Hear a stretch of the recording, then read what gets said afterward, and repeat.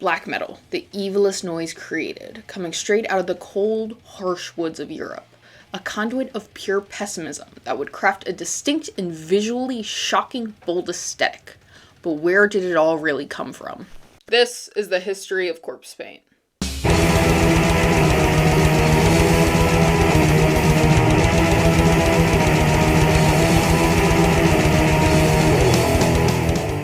Now, I'm not here to give you the history of black metal, at least not right now, but undeniably one of the most visually striking and pinpoint attributes of the genre is corpse paint itself, which has now oddly become integrated into pop culture, which we'll get at later. The big question is really, where did corpse paint come from?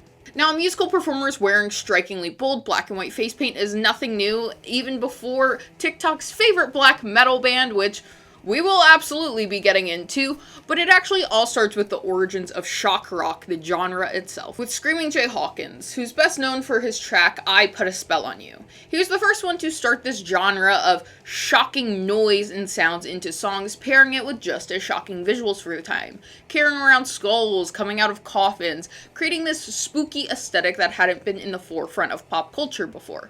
As for the face paint aspect of black and white, heavy, contrasting paint, that would come from a UK artist known as Arthur Brown. He had a top hit with his band and would perform in a very contrasting and graphic version of face paint, which was white and black. This we would see continue to influence artists down the road. Most notably, Alice Cooper claims a lot of his first initial attraction and interest in his spooky aesthetic would be coming from seeing Arthur Brown on Top of the Pops.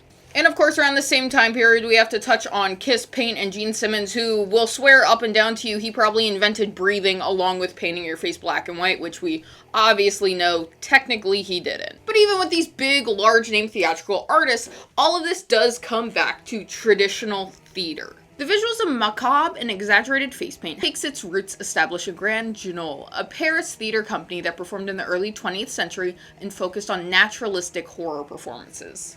These shows were almost seeing like a live performance of a horror film. You would go in seeing people get their heads cut off, extreme, brutal acts of so-called violence, and this very pessimistic, overarching story tone to the show. People would pile in to see these brutal portrayals of violence and blood covering the stage and quite literally everyone involved. And almost all these actors would be in very dramatic full face paints, enhancing their expressions of portraying evil, vicious, brutal entities, most times demons. Of course, this was the 20th century, so these effects were mediocre at most, but this really does show us roots and origins in the theatrical performance of painting your face and doing these brutal aspects on the stage. Because at the end of the day, corpse paint is part of the theatrical ritual for black metal performers. You are becoming who your character is. It is the innate theater of a performance for black metal, because one of the biggest things with true black metal performances is theatrics. It is gory, is bloody, is disgusting. It is supposed to be brutal and vicious. But like all good things, it must come to an end, and Grand Guignol would die out with a new lead in the company wanting to move them towards comedy. But we would see this energy continue very soon. Now, I know everyone is waiting for me to talk to the Brady Bunch of death, and we will get to them in a moment, but we have a few bands to get through before them. In 1980, Clive Archer, who was the original vocalist for the band Venom, one of the most prolific metal bands quite literally of all time, he was the original singer. He was only out on demos. He was never on official press releasing, so he performed with them live on the demos, and then, they essentially replaced him. But while he was performing, he would put this white powder on his face that would crack and get nasty in the look of our origins of just having this persona and a nasty, gross, painted face. This spooky look got us onto the right path of where we would end up, and that, of course, being Norway. The following year, the most insufferable metal skater kid you know's favorite artist of all time, King Diamond. I'm sorry, King Diamond and Merciful Fate are good, but you know the most insufferable people you know just cannot get enough of him. King Diamond would step out on the scene in stark white face paint with black eyes, mouth, and some details to add some style to this look. But getting closer to our real genre of true black metal, Celtic Frost, another influential band, was a Swiss extreme metal band who started establishing early aesthetics for the black metal scene, and just metal in general, being cited as a point of influence for bands like Darkthrone, Death, Anthrax, and Napalm Death, just to name a few. They undeniably have a stake to the claim of starting this production and origin of corpse paint, where they would black the outsides of their eyes, starting to give this feel of being a dead creature. Not necessarily a Halloween get-up kooky thing. This was starting to invoke true, vicious, brutal signs of trying to be a dead person on stage, essentially. I think most people do, outside of Death, who we're getting into Mayhem in a second, outside of Mayhem themselves, they do originate corpse paint and the look with Sarcophago, which is a Brazilian black metal band. They're best known for their debut album with a cover that has the best visual I think of ever to just blanket statement black metal. You look at this and you're like, I know exactly what you're playing and what you sound like. Everyone's got like 5 goddamn bullet belts on top of them and spikes out the gourd and, you know, big black eyes, black around their mouth, hair hanging. Like this definitely was, I think, the first published, like, concrete, this is corpse paint. But of course, the names corpse paint did not exist at this point, because that would be due to the lovely little band Mayhem. So I think the topic of Mayhem, Varg, and Euronymous has quite literally been beaten to death to the most insane degree possible.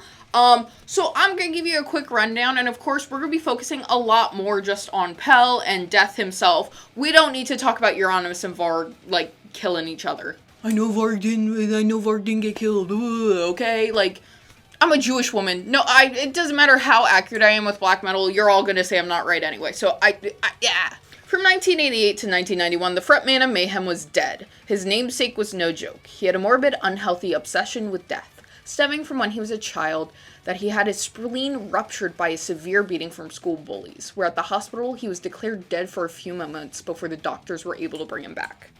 He hoarded dead animals and would huff them in bags before performing, even burying his clothing in the dirt to dig up before going on stage, and eventually donning what is now referred to as corpse paint, coming from his namesake itself. Dead painting his face in that way was an attempt to look like a corpse. His ultimate goal was to be dead, so his appearance while living was a conduit for this goal. Necro Butcher, his co-band member, stated on the fact that it wasn't anything to do with the way Kiss and Alice Cooper used makeup. Dead actually wanted to look like a corpse. He didn't do it to be cool.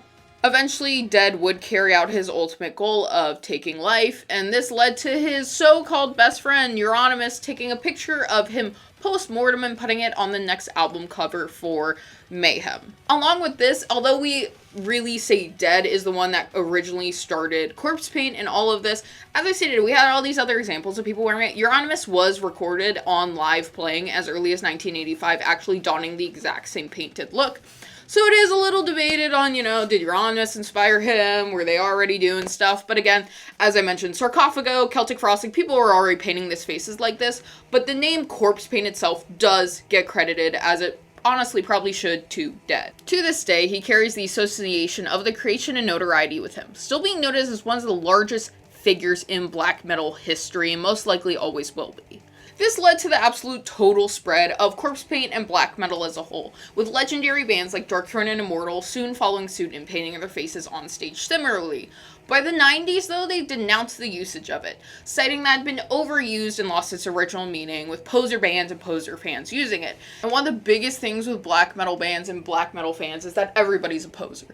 Everything's a poser. I don't think there is a word used more in black metal than the word poser. Like, right now, I'm being such a total poser right now. Like, it is comical how often you will hear this word if you step into any section of black metal, quite literally ever. So, you know, by the 90s, really everyone was like, gross, ew, not using it. But of course, this would not be the end of corpse paint, as I'm sure if you downloaded the app TikTok, you're very familiar of. But if we're keeping it in true black metal fashion, we can actually equate this to the band Gorgoroth, who has really horrid men as part of their band. I'll let you look that up, but like, not good. They started gaining traction in the 2000s, even though they were a band from about 92, with their revival of the extreme aesthetics of the 80s. European black metal style that was helped by the general nostalgia at the time that surrounded the period, while people were cringing away at the 90s era of these, once again, so-called poser aesthetics. Along with them, the band 1349 was doing their part in a vast revival of the usage of corpse paint in much more recent times, along with a change in style, going from the very bold, simple designs like what I'm donning right now, what I think a lot of people who know older black metal have the association of what corpse paint looked like.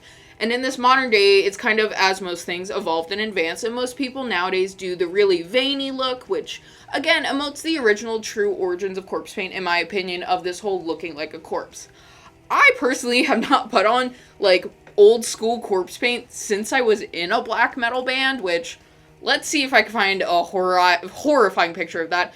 I more often nowadays do opt for the modern look because, I'll be real, although I do obviously get into this stuff, I'm a girl and I think it looks a little cuter. I understand the point of corpse paint isn't to be cute. I am a woman that once in a while wants some play. So it is what it is. But of course this also leads to the whole fact that this is poser makeup and, this is true kilt. But like, it is what it is. We're all painting our faces black. And this leads us to the modern day. And oddly enough, I truly do believe one of the biggest players in getting black metal into this, like, pop culture resurgence is Kanye West. From wearing, like, if you're wearing, like, Gruesome shirts, which is, like, Vark's not cool. He's a loser. Like, I'm really trying to just be, like, educational, but it's hard when it comes to black metal. But wearing shirts like Gruesome and Cradle of Filth, starting to establish this visual of having these black metal bands and t-shirts into streetwear, which is actually not really a new thing. If you remember back in, like, the 90s and 2000s, the equation of this is a lot of, like, streetwear people or even, like, artists, hip-hop performers and stuff. I said hip-hop like an old person. Rappers would start wearing extreme metal tees. Like, you see a lot of people in, like, Slayer or Exodus, Metallica, and Megadeth shirts that were in different genres or places at time because of the cool visuals of the shirt. I believe this really plays a big part into how black metal has gotten back into just the general populace. Not even get back into, this is the first time black metal's really been in the general populace. As well, obviously, as the film Lords of Chaos, which, that's what it's called. Yeah, I really just gaslit myself. Yeah, Lords of Chaos, which, in this, it was the telling of the Mayhem story, and Euronymous, and Varg, and Pell, and, it kinda was, but it also is a movie, so it took a bunch of liberties, like, every time I see it when I'm so mad they made Euronymous hot. Don't make Euronymous hot. That's messed up. Don't make me think things like that, okay? Also, do want to say, there's a, like, teen horror movie called Deathgasm, which I watched, like, when it came out as a child. That movie is so fun and good and kitschy. This, like, black metal band accidentally, like, starts Armageddon in their small little town and, like, obviously have to deal with it. So, shout out to Deathgasm. I feel like the whole thing for a while in pop culture has been that the past underground or subversive subcultures are put on the forefront of what is the mainstream, which, like anything, it gets into this game of telephone and starts losing or twisting aspects, which then itself is the evolution of the subculture. And it's quite fascinating to watch in real time, especially the shift and how quickly change is just utterly fascinating. Like, I'm only 25, and I personally have seen the absolute 180 flip on goth and metal culture within the past 10 years. Like, I used to get viciously, listen, you couldn't really bully me, but, like, people used to viciously attempt to bully me. I literally, it's so embarrassing now, I had gone to, like, freshman year on Corpse Paint a handful of times. Like, we have seen this total flip of what was subversive to be mainstream, and this is absolutely something that just happens with humans, but we are doing everything at such a quick turnaround that we have never seen before. Same with, like, the evolution of technology, and I think it is absolutely fascinating at just how quick we are flipping and 180ing, like, previous seen notions surrounding things, and especially subcultures, fashion, and music. Like, people now are nostalgic for 2010, which I understand, I'm old, that was like 14 years ago, but we had not seen this quick flip of nostalgia or revivals of time ever before. So this shift in resurgence into an extremely subversive European metal genre starting over 40 years ago with like literal horrible men is so intriguing. And I know in recent times Elf did that whole like corpse paint like box like kit or whatever, and that absolutely ruffled people's feathers. Go to like #alternative on like any app, you're gonna see a bunch of people in corpse paint who at the end of the day probably don't really have any relation to black metal, but like now it's its own like entity. It's like taken its own legs off and it's just become like a style of makeup outside of the original like ritual theatrics like aspects of it. And you know, let's be real, corpse paint lost its meaning eons ago, and you either die a purist or live long enough to see yourself become a poser. And we're all gonna die anyway, so why not just have some fun? Who cares if some kids are painting their faces on TikTok? And it's never guys who are out here making anything or doing anything for the genre itself. It's always like keyboard warrior dudes who are sitting in their basement in their fucking Dark Throne shirt talking about how they're the only one that's not a poser and they're true killed. Bro, go out there and make some music and then you can come sit at the table and talk about people. But that was a kind of short, but honestly, all of the history of corpse paint itself. Are you a fan of black metal at all, or do you absolutely despise it or have no knowledge of it? Do you know anything about corpse paint? Have you ever seen it? Make sure to let me know down below. As always, engagement's always great for me. And if you, of course, were here pre-incident, you know we are working back to where we were, so liking, commenting, sharing, and subscribing is the best thing you can do for me. Make sure to put on the notification bell. I am currently at the moment posting 2 videos a week to really, you know, get us back to where we were. So, you know, thanks everyone who's watching. I don't know how, I know how, but like, the retention I thought I would be able to keep is obviously lower, but it is what it is. So once again, thanks for liking, commenting, and subscribing. I will see you in the next video. If you like this video, maybe you like my video about Girls and Corpses, the most disturbing magazine ever made. With that, I'm on every social media under Darby Valentine, so follow me on all platforms. I will see you next time. Bye!